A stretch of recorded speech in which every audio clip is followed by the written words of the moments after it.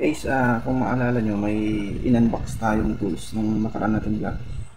So, bali itong umaga na to ngayon, iti-test natin siya kung gaano ba siya ka lakas o saan ba natin siya pwede gamitin na mapakinabangan natin itong tools na to. So, ito siya guys. Yan o.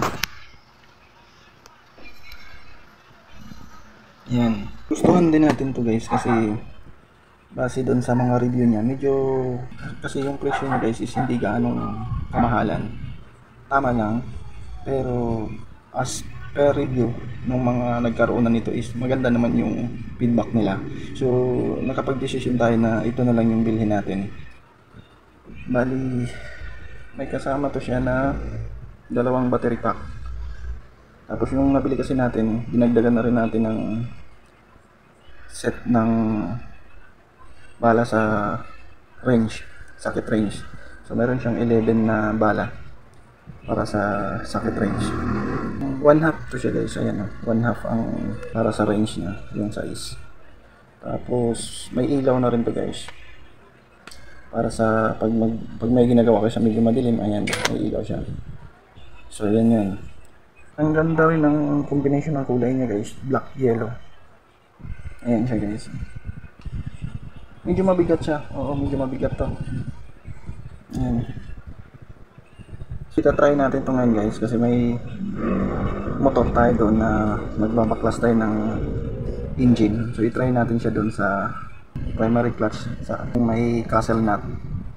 Tapos, yung mga ibang bolts pa sa motor.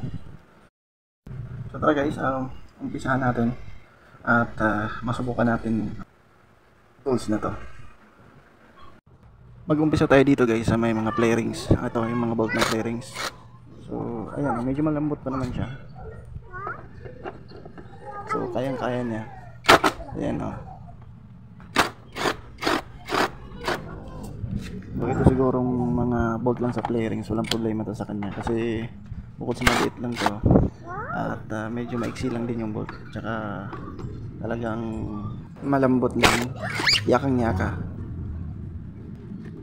Tsaka mayroon siyang switch button guys na kung halimbawa ang gagawin mo is maliit lang na bolts, tapos mayroon siyang switch para sa malalaking bolts. Kumbaga yung torque na kailangan mo, mayroon siyang pang small lang, mayroon siyang pang large, tapos mayroon din siyang switch button para sa kung halimbawa naghihigpit ka, tapos yun, sagad na yung pagkahigpit mo, pusa siyang nag-i-stop, hindi na siya iikot. So ibig sabihin hindi ma-lost thread yung thread ng paghigpit mo kasi kusa na siyang nagre-release pag ma-reach niya yung tamang torque doon para sa thread na yan. At dito naman subukan natin tong sa primary clutch niya guys. Naka-castle nut na yung dulo nito. So at ayan, kayang-kaya niya guys. Ayan, walang kahirap-hirap.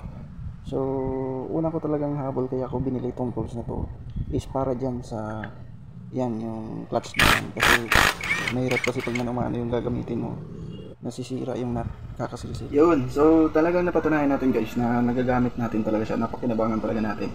So ang hindi na lang natin na subukan is yung sa gulong. Tingin ko kayang kaya dahil malakas talaga siya. Ramdaman mo yung impact niya pag napindot mo yung malakas talaga. So hanggang sa susunod nating video guys, abangan nyo na lang. At may marami pa tayong gagawin. Maraming salamat ulit guys sa panonood.